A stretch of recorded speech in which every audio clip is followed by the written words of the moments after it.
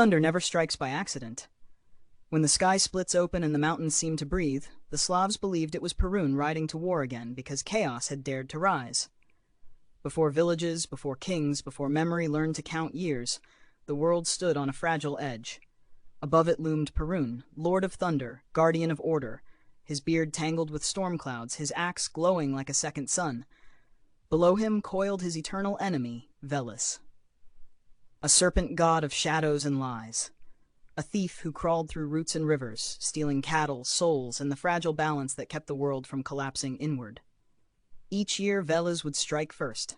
Fields would rot overnight, rivers would overflow their banks, oaths would break, and people would whisper the same fearful truth: chaos is moving again.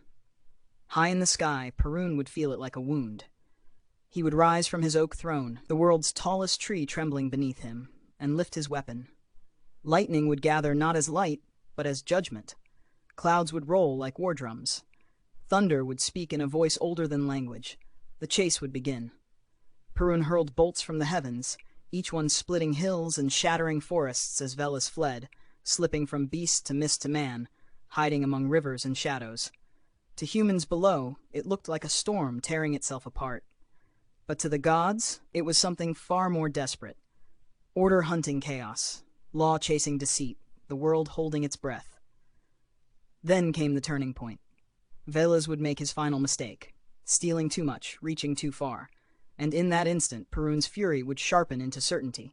One last thunderbolt would fall, striking the earth with such force that the sky itself seemed to crack. Rain would pour, not as destruction, but as release. Veles would be driven back underground. Banished once more to the roots of the world, crops would drink deeply, fires would cool, balance would return, and Perun would stand silent in the clearing sky, victorious, but never triumphant.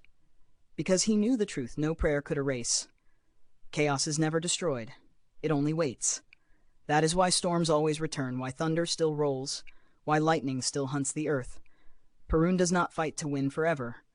He fights so the world can survive one more year. If this story stirred something ancient in you, tap like, share it with someone who loves forgotten myths, subscribe for more timeless legends, and leave a comment. Your voice helps keep these stories alive.